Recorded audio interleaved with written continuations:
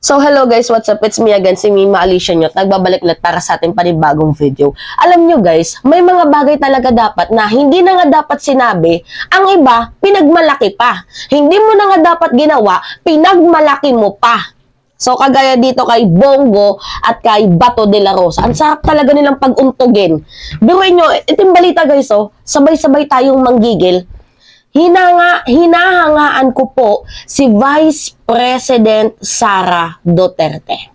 Senator Bongo and Bato de la Rosa have expressed their support for Vice President Sara Duterte's decision to drop her request for confidential funds for the office of the Vice President, OVP, and the DepEd of Department of Education or DepEd.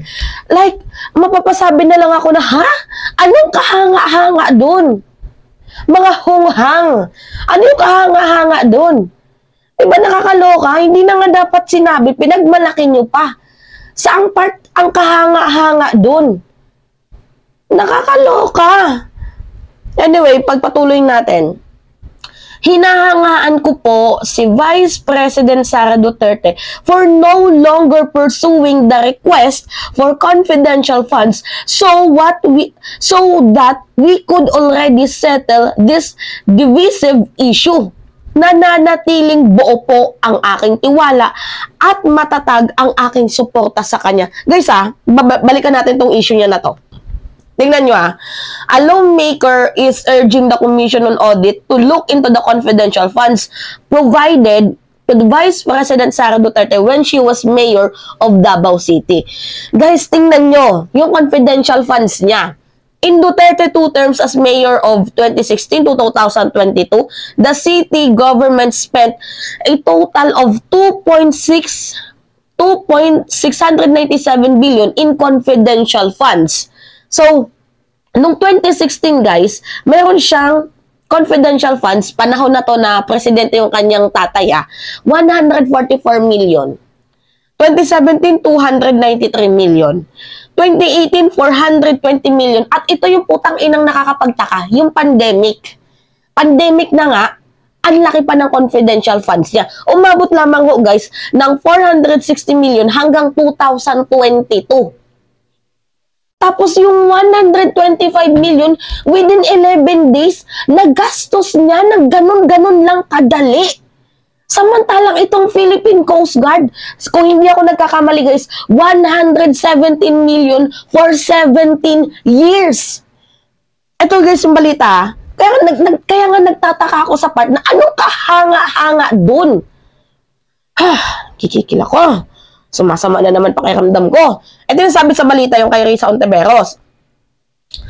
Risa Ontiveros na dismaya sa 125 million confidential funds na ginastos lang ng 11 days na araw. Napakagaspang. And kapag babasahin natin guys sa pangalawang stanza, sabi niya dito, nabanggit din ng senadora na ang naging gastos ng Philippine Coast Guard sa West Philippine Sea ng kanilang 117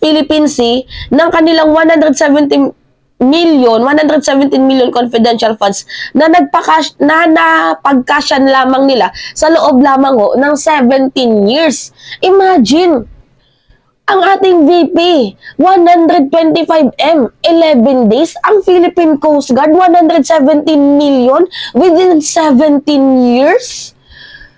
Abay, anong nakakahanga doon? Bongo, Bato de la Rosa, ang sarap nyo talagang pag-uuntugin. Gago.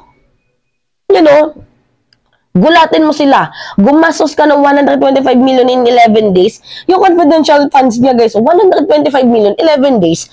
Tapos 117 million confidential funds sa Philippine Coast Guard within 17 years. Anong nakakahanga doon? Jutang gininang yan. Ako, nagigigil talaga ako dito Basahin natin dito kay Bato de la Rosa. Ako po ay nagpapasalamat from the bottom of my heart to our DepEd Secretary for forgetting about the confidential funds and it spared the Senate from debates regarding this issue. Kasi nga, in the first place, hindi naman alam ni VP Inday kung saan niya gagamitin itong hinihingi niyang confidential funds. Oo, sinasabi niya na sa OVP, kalahating 500 million pesos confidential funds budget for 2024 na ang Vice President ay wala naman masyadong madaming mandatong ginagawa. Tapos dito, sa DepEd, 150M lang. Abay, Diyos ko, anong nakakahanga dito? Ha? Anong nakakahanga dito, Bongo? Kayo tong mga senador na parang literal na bulag eh. Alam niyo yung kanta ni Glock 9? 'Di ba? Yung kayo po na nakaupo. Sa dami-dami ng pera nyo, walang doktor na makakapagpalinaw ng mata nyo. Kaya, wag kang masyadong halata. So, it only means ata, guys, para sa akin, na itong sila Bongo, sila Bato de la Rosa, nakikinabang to sa confidential funds ni Vice President Sara Duterte. Sa palagay ko lang, ha, pero hindi ko sinasabing nakikinabang sila. I mean, baka nakikinabang sila. Tapos yung mga trolls, kaya naggalit, kaya tinanggalan ng confidential funds si VP Inday kasi siguro ata wala na din ata silang sweldo. 'Di ba?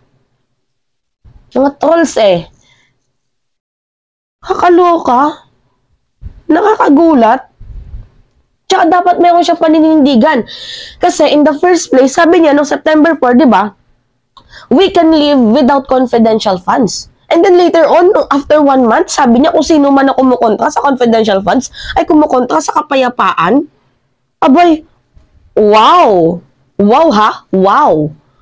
Nagtanong lang ang tao kung para saan mo gagamitin ang confidential funds tapos hindi mo nasagot ng maayos tapos ngayon gagamitan mo ng reverse card. Kami yung magiging masama. Nagtanong lang kami kasi that is a public funds. Public money yan. Pera yan ng taong bayan. Natural, may karapatan silang magtanong kasi they are taxpayer. And then, nung question na, dumaan na sa madaming to the point na yung kanyang tatay nakisama na sa issue nung nagkagulo-gulo ng Senate, doon niya lang sinabi na we will no longer pursue the confidential funds kasi nga, hindi mo naman talaga makukuha.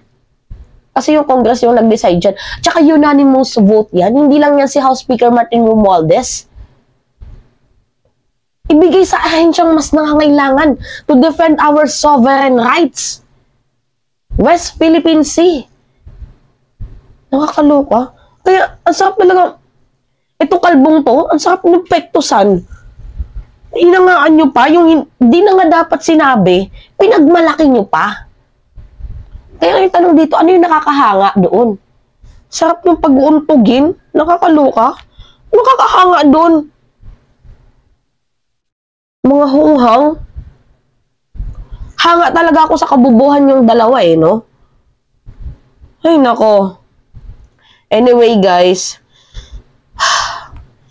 Nagalit lang ako. Gusto ko lang i-content sa inyo. Gusto ko lang sabihin na may mga hunghang na hinangaan pa itong kamalian, maling desisyon ni VP Inday na manghingi ng confidential funds na dapat in the first place, hindi na siya nanghingi. Ay, nakakaloka. Sakit sa bangs. Anyway, yun lamang ho guys. At it's me again, si Mimalisyon nyo. At nagbabalik ulit para sa ating panibagong video.